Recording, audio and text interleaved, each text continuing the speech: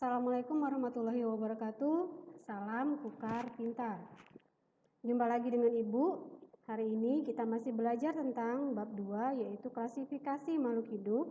Pada pertemuan keempat ini kita akan belajar tentang kingdom fungi atau jamur, kingdom plantae atau tumbuhan. Hari ini khusus membahas tentang Bryophyta dan Pteridophyta.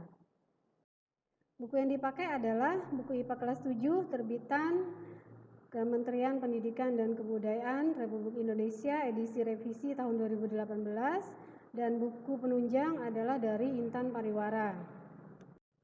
Tujuan pembelajaran kita hari ini adalah 1. Mengidentifikasi karakteristik kingdom fungi atau jamur. 2. Mengidentifikasi kingdom plantae atau tumbuhan. 3. Mengidentifikasi karakteristik tumbuhan berspora yaitu Bryophyta dan Pteridophyta. Perhatikan gambar di bawah ini.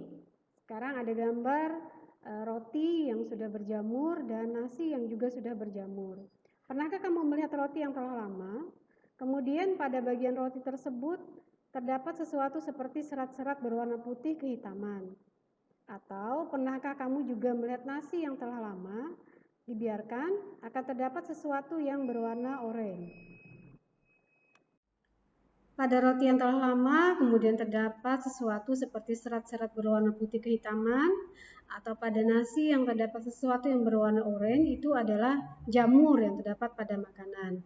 Hari ini kita akan membahas tentang kingdom jamur atau fungi, ciri-cirinya, kemudian pengklasifikasiannya, terdapat 6 filum, dan beberapa contoh jamur yang merugikan dan menguntungkan bagi makhluk hidup yang lainnya.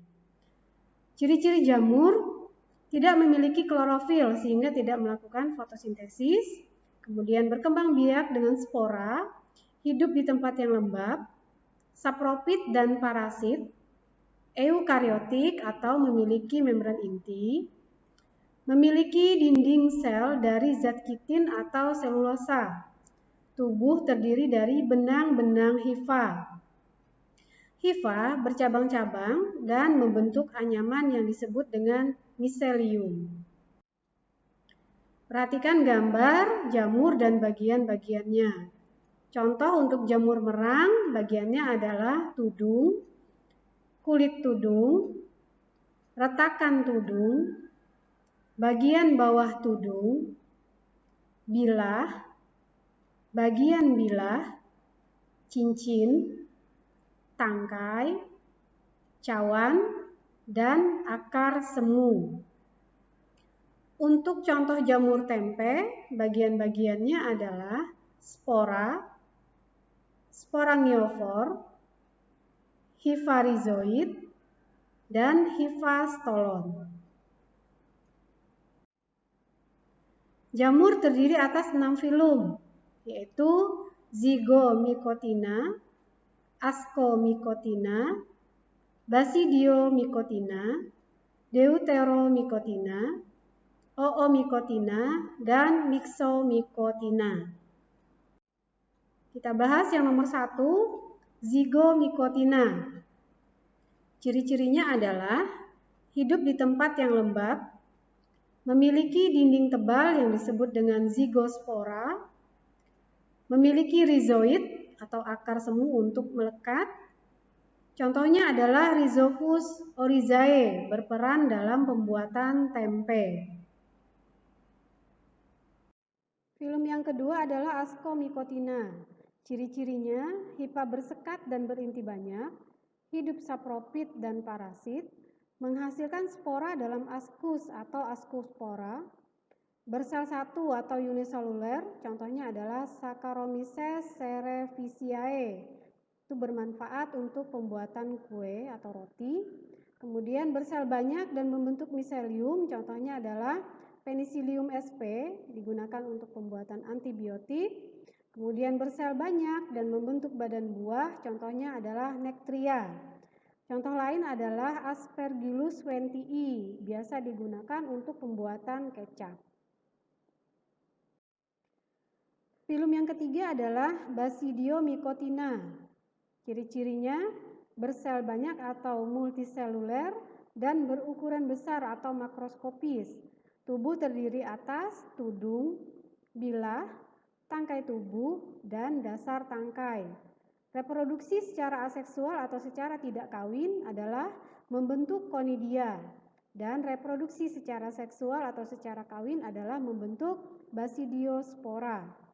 Kemudian contohnya adalah jamur merang yang biasa dikonsumsi, jamur kayu itu biasanya digunakan untuk obat, dan jamur yang menghasilkan racun itu adalah Amanita phalloides. Filum yang keempat adalah Deuteromycotina.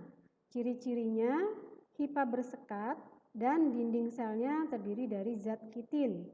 Berukuran kecil atau mikroskopis, sapropit dan parasit. Reproduksi seksual belum diketahui. Contohnya adalah Hinea versicolor itu menyebabkan penyakit panu. Kemudian Epidermophyton floocosum ini menyebabkan penyakit kaki atlet. Ada Trichophyton penyebab penyakit ringworm. Kemudian Helminthosporium oryzae ini merusak kecambah, daun dan tanaman budidaya. Selanjutnya adalah Oomycotina. Ciri-cirinya sebagian besar bersifat uniseluler atau bersel satu, tidak memiliki kloroplas, bersifat heterotrof, habitat di kolam, danau, atau aliran air serta tempat-tempat yang lembab. Struktur sel memiliki flagela atau bulu cambuk untuk berenang di dalam air. Hidup bebas atau melekat pada sisa-sisa tumbuhan atau hewan, bersifat sapropit dan parasit. Ada yang bersifat patogen atau bisa menyebabkan penyakit. Ada yang bersifat motil atau cenderung bergerak karena memiliki alat gerak berupa flagela. Dinding sel berupa selulosa, mempunyai banyak inti yang terdapat dalam benang hifa tidak bersekat. Contohnya adalah Saprolegnia sp, hidup sebagai sapropit pada bangkai-bangkai hewan di air. Phytophthora nicotianae yang hidup parasit pada tanaman tembakau. Filum terakhir itu adalah Myxomycotina. Ciri-cirinya tubuhnya berbentuk lendir sehingga disebut dengan jamur lendir. Spora dapat berkecambah dalam air atau substrat basah menjadi sel kembar yang disebut dengan myxoflagellata. Makanan cadangan berupa glikogen. Myxomycotina hidup di tanah-tanah hutan, di atas daun-daun yang gugur, dalam kayu yang sudah lapuk atau merayap kemana-mana. Myxomycotina dapat bergerak secara kemotaksis, hidrotaksis, dan fototaksis negatif. Jamur lendir jika hidup parasit pada tanaman akan menginfeksi akar tanaman yang menyebabkan pembengkakan pada akar. Akar tersebut akan membusuk dan lama-kelamaan akan mati. Di sini sudah Ibu tayangkan beberapa contohnya. Selanjutnya kita akan membahas tentang kingdom yang keempat, yaitu kingdom plantae atau tumbuhan.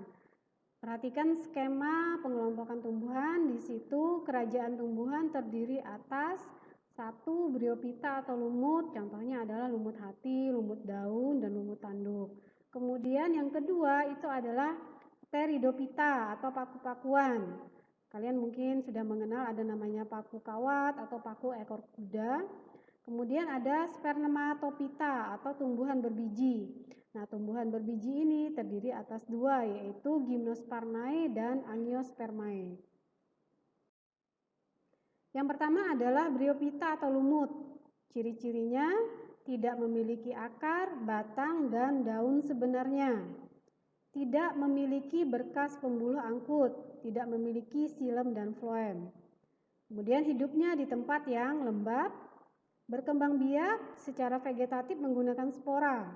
Daur hidupnya mengalami pergiliran keturunan antara fase generatif atau gametofit dan fase vegetatif atau sporopit. Contohnya adalah lumut hati atau Marchantia polymorpha dan ada lumut daun atau muski ditambah dengan lumut tanduk. Nah, di sini ditayangkan gambar bagian-bagian daripada lumut. Mulai dari bawah itu adalah rhizoid, Kemudian ada batang dan daun yang merupakan bagian dari pergiliran keturunan secara generatif, dan ada tangkai dan sporangium yang merupakan pergiliran keturunan dengan fase yang sporopit.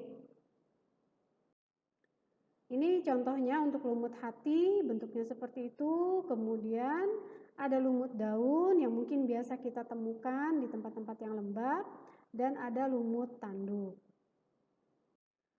Untuk kerajaan tumbuhan yang kedua adalah Pteridophyta. Ciri-cirinya memiliki akar, batang, dan daun yang sebenarnya.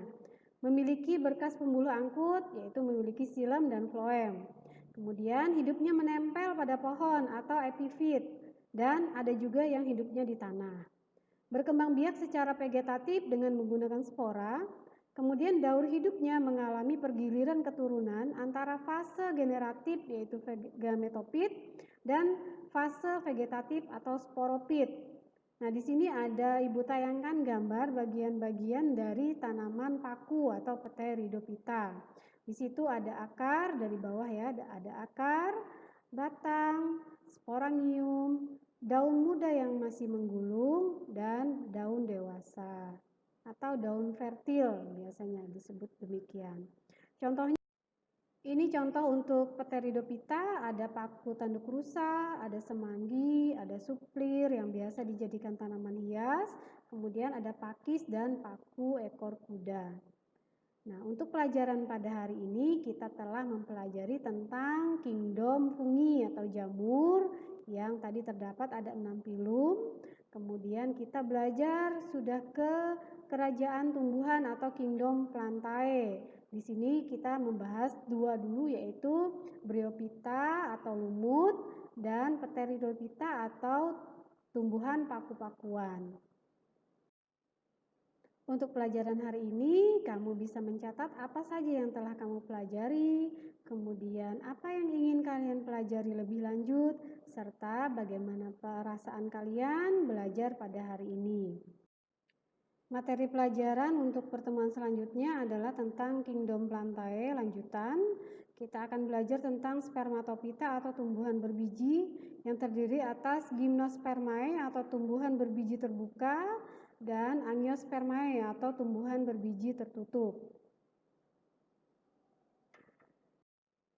Untuk tugas di rumah kalian, Ibu berikan tabel seperti yang ditayangkan. Silahkan kalian tulis ulang tabelnya.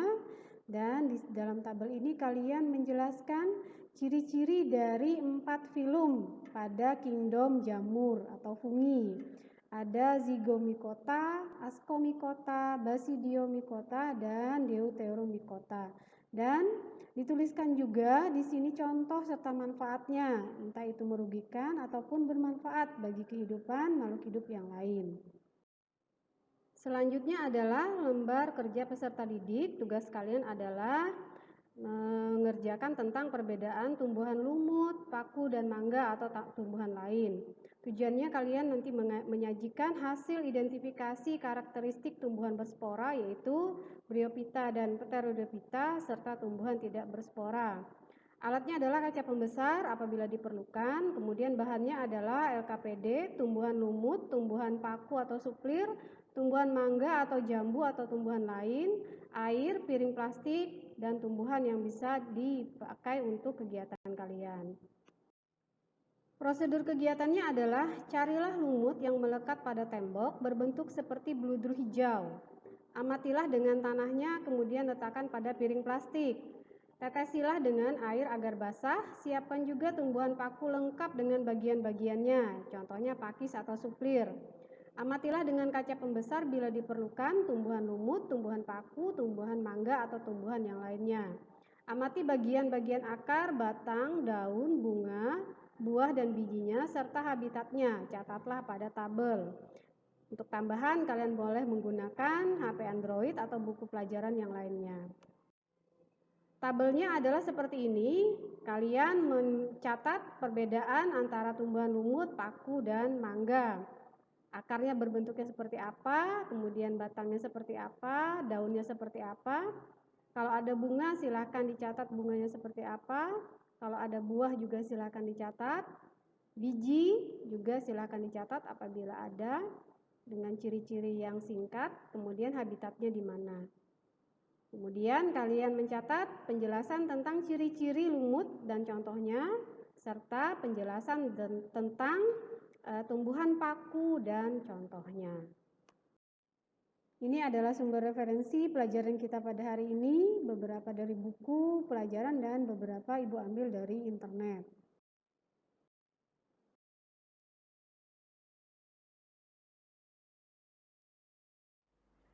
Demikian pelajaran kita pada hari ini. Terima kasih atas perhatian anak-anak sekalian. Insya Allah kita akan jumpa di pertemuan selanjutnya. Assalamualaikum warahmatullahi wabarakatuh. Salam Kukar Pintar.